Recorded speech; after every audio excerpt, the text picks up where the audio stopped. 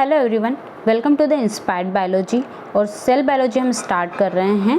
तो इस लेक्चर में हम कवर करेंगे what is cell, what is cell theory, cell के टाइप क्या है, सेल का स्ट्रक्चर क्या है and what is cell functions. Okay, so सबसे पहले व्हाट इज़ सेल। तो सेल की जो बेसिक डेफिनेशन है जो कि हम सभी को पता होती है, what is the cell is the fundamental structure and functional unit of all living beings. ठीक है, मतलब क्या है, जितने भी लिविंग ऑर्गेनिजम्स है, फिर वो चाहे बैक्टीरिया हो, एनिमल हो, प्लांट्स हो, जितने भी माइक्रो ऑर्गेनिजम्स है ना, तो जितने भी लिविंग ऑर्गेनिजम्स हैं उनकी फिजिकल अपीयरेंस और उसके अंदर जो भी फंक्शनैलिटी हो रही है उसके लिए सेल ही रिस्पॉन्सिबल है। ठीक है, all living things are made up of one or more sales. जितनी भी लिविंग थिंग्स हैं वो एक या एक से ज़्यादा सेल्स से मिलकर बनी हुई है। Every cell has its own life. Cell जो है किसी भी तरीके की हो लेकिन उसकी एक अपनी लाइफ होती है। ठीक है, old and weak cells in the body continuously die and are replaced by new cells. ठीक है, जो ओल्ड सेल्स होती है, वीक सेल्स होती है, डैमेज सेल्स होती हैं, उनकी डेथ हो जाती है और उनकी जगह नई सेल्स ले लेती है। All living organisms including our cells start life as a single cell called the zygote। जितने भी ऑर्गेनिजम्स है वो प्रोकैरियोट्स हो, यूकैरियोट्स हो, माइक्रो ऑर्गेनिजम्स है ना, उनकी जो लाइफ है वो सिंगल सेल से स्टार्ट हुई है। अगर हम हमारी बात करें तो हमारी लाइफ भी जो है वो भी केवल एक सिंगल सेल से स्टार्ट हुई थी, that is zygote. Cells are so small microscopic that they can not be seen with the naked eye. है ना, सेल्स जो है वो बहुत ही छोटी होती है, इतनी छोटी होती है कि हमें उन्हें नेकेड आई से नहीं देख सकते। सेल्स को देखने के लिए हमें माइक्रोस्कोप का यूज़ करना होता है। ठीक है, तो ये था व्हाट इज़ सेल। अब कुछ साइंटिस्ट देख लेते हैं जिन्होंने सेल को डिस्कवर किया है, सेल के बारे में सर्च किया है। सो सबसे फर्स्ट थे 1965 में रॉबर्ट हुक, जिन्होंने सबसे पहले सेल को डिस्कवर किया था। बट इन्होंने जिस सेल को डिस्कवर किया था वो डेड सेल थी, है ना, कॉर्क पर इन्होंने डिस्कवर किया था। सेकेंड है Antonie van Leeuwenhoek was the first scientist who observe living cells under microscope. Antonie van Leeuwenhoek ऐसे फर्स्ट साइंटिस्ट थे जिन्होंने लिविंग सेल्स को देखी थी, अंदर साइटोप्लाज्म को और कुछ ऑर्गेनेल्स को देखा था, है ना, माइक्रोस्कोप के अंदर। उनका खुद का बनाया हुआ माइक्रोस्कोप था जिसके अंदर उन्होंने सेल्स को देखा था। देन 1839 में स्लीडिन एंड स्वान आए थे जिन्होंने सेल थ्योरी दी थी। देन 1855 में रुडोल्फ विर्चो नाम के साइंटिस्ट थे जिन्होंने एक इम्पॉर्टेंट एक्सटेंशन करा था सेल थ्योरी के अंदर। ओके, नाउ नेक्स्ट देखते हैं what is cell theory. Cell theory क्या है ना, जब सेल के बारे में सारा डिस्कशन हो गया है तो कुछ साइंटिस्ट थे जिन्होंने इम्पोर्टेंट थिंग्स दी थी सेल के बारे में। So first the cell theory was proposed by a German botanist Matthias Schleiden, that is 1839, and British zoologist Theodore Schwann, है ना। तो स्लीडिन एंड स्वान थे जिन्होंने सेल थ्योरी दी थी। बाद में रुडोल्फ विर्चो आए थे 1855 में, जिन्होंने कॉन्सेप्ट दिया था दैट इज ओमनिस सेल्यूला ई सेल्यूला, जिसे बाद में सेल थ्योरी के अंदर ऐड किया गया। तो ये तीन साइंटिस्ट थे जिन्होंने सेल थ्योरी के तीन मेन प्रिंसिपल्स दिए थे। सबसे पहला है all living organism are composed of one, that is unicellular, and more cells, that is multicellular. मतलब जितने भी लिविंग ऑर्गेनिजम्स है वो एक या एक से ज़्यादा सेल्स से मिलकर बने हुए हैं।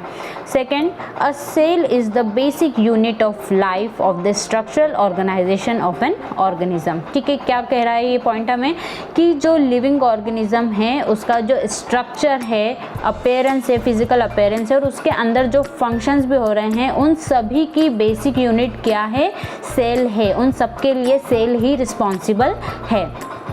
Third point, cells arises from the pre existing cells, है ना, जैसे कि साइंटिस्ट ने कहा था रुडोल्फ विर्चो ने, दैट इज ओमनिस सेलुला ई सेलुला। उसका मीनिंग क्या होता है कि जितनी भी नई सेल्स अराइज हो रही है वो पुरानी सेल्स से ही होती है ना। जैसे कि हमने एक पॉइंट पढ़ा कि जो डैमेज सेल्स होती है या ओल्ड सेल्स होती है ना, उनकी डेथ हो जाती है और नई सेल्स उनकी जगह ले लेती है। तो ये जो नई सेल्स है ये कहाँ से आ रही है, स्पॉन्टेनियस, अचानक से तो कहीं से नहीं आ रही है ना। तो ये जो पुरानी सेल्स होती है उन्हीं से नई सेल्स आती है ना। जो पुरानी सेल्स है ये अपने डैमेज या ओल्ड होने के पहले ही अपनी सेल्स से नई सेल्स का फॉर्मेशन कर देती है, उसके बाद इनकी डेथ होती है, डैमेज जैसे भी बॉडी से निकाल दी जाती है। ठीक है, ये भी सेल थ्योरी है जो कि डायग्रामेटिक दिखाई गई है ना। लाइक देखो, all living organisms are composed of cell, जितने भी लिविंग ऑर्गेनिजम्स है सेल से मिलकर बनी हुई है।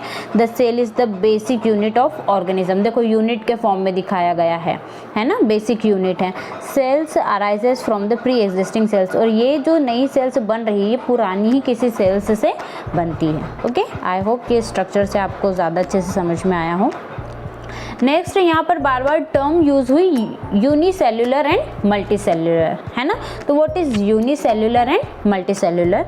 तो कोई भी ऑर्गेनिज्म है जो केवल सिंगल सेल से मिलकर बना है ना। एक ही सेल से उसका स्ट्रक्चरल अपीयरेंस भी हो गया, उसके अंदर के जो फंक्शंस हो रहे हैं जो भी है, केवल एक ही सेल मैनेज कर रही है उसकी एक्टिविटी को, तो उसको हम कहेंगे unicellular. Unicellular cells generally prokaryotes होते हैं, जैसे माइक्रो ऑर्गेनिजम्स है, बैक्टीरिया है ना, ये जनरली यूनिसेल्युलर होते हैं, एक ही सेल से मिलकर बने होते हैं। मल्टीसेल्युलर क्या? ऐसे ऑर्गेनिजम्स जो एक से ज़्यादा सेल्स से मिलकर बने होते हैं।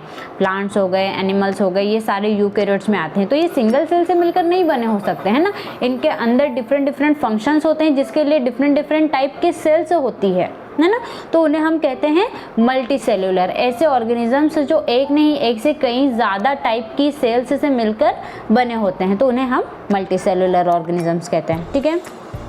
नाउ नेक्स्ट हम यहाँ पर आता है prokaryotic cells and eukaryotic cells. ठीक है। प्रोकैरियोटिक सेल्स क्या होती है?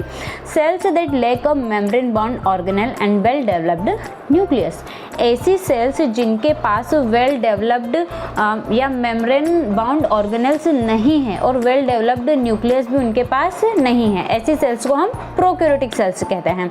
And what is eukaryotic cells? Cells that have a membrane bound organelle and well developed nucleus.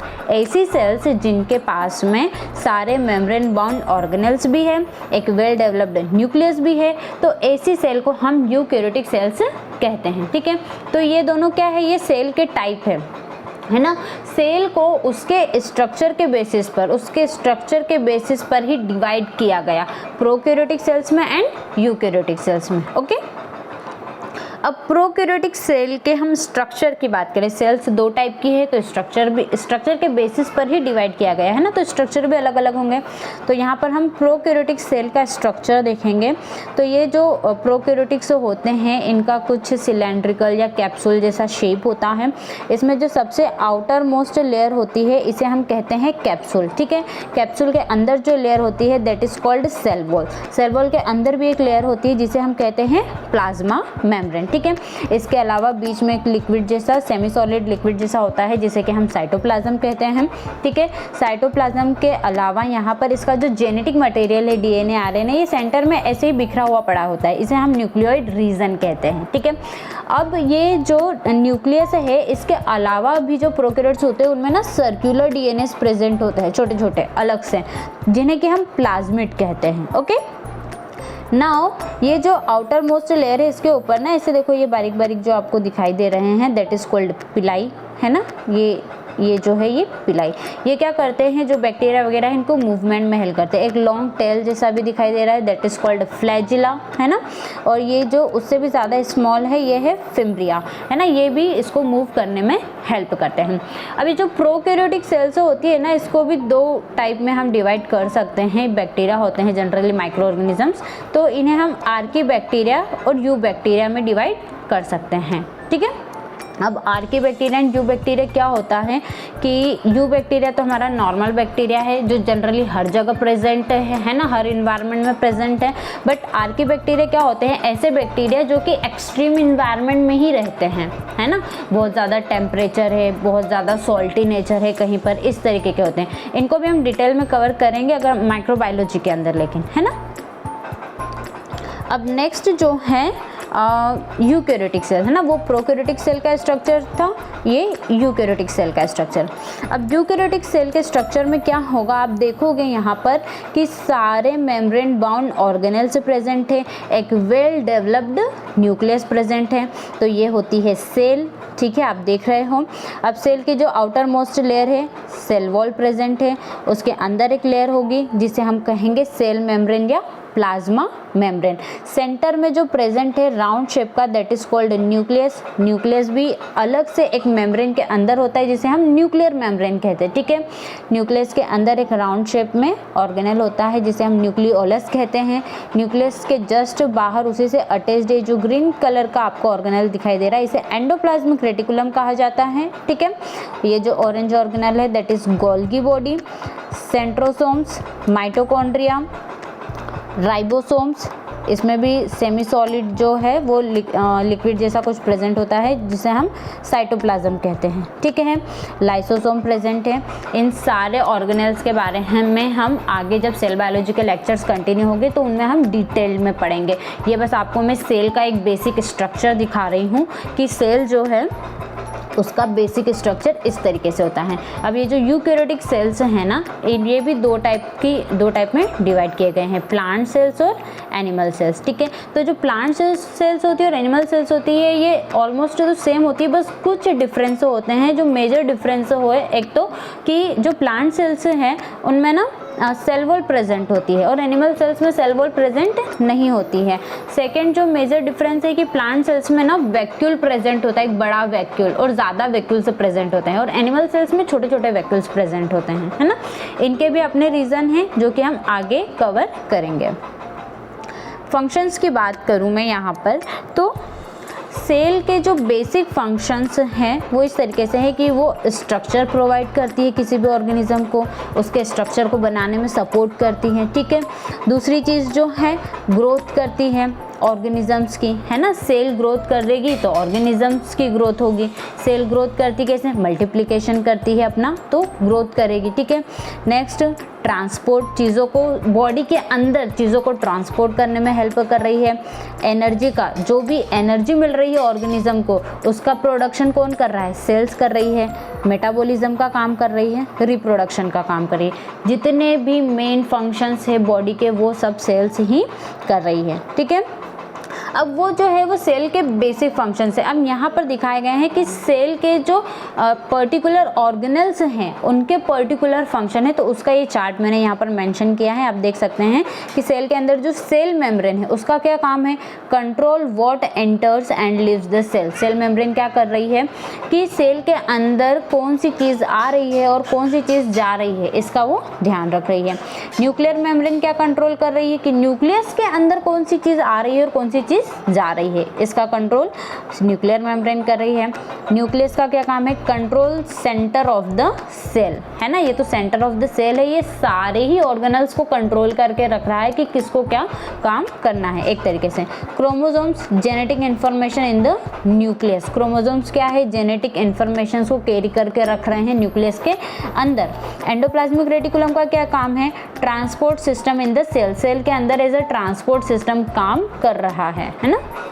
Ribosomes, organelle make protein. ऐसा ऑर्गेनेल है जो कि प्रोटीन के सिंथेसिस का काम कर रहा है। Golgi body, organelle package proteins, है ना, प्रोटीन को पैकेज करने का काम कर रहा है। Vacuoles store water and waste. Vacuoles ऐसे ऑर्गेनेल है जो कि वाटर और वेस्ट को स्टोर करके रख रहे हैं। Lysosome break down old cells parts, है ना। लाइसोसोम क्या काम कर रहा है, एक तरीके से डाइजेस्ट करने का काम करता है। माइटोकॉन्ड्रिया ये रेस्पिरेशन और एनर्जी प्रोडक्शन का काम कर रहा है, ठीक है। तो ये है सेल के बारे में सारा डिटेल्ड लेक्चर। आई होप कि आपको ये अच्छा लगा होगा। प्लीज़ अच्छा लगा हो तो अपने फ्रेंड्स के साथ इसे शेयर कीजिए, वीडियो को लाइक कीजिए और चैनल को सब्सक्राइब कर लीजिए। Thank you.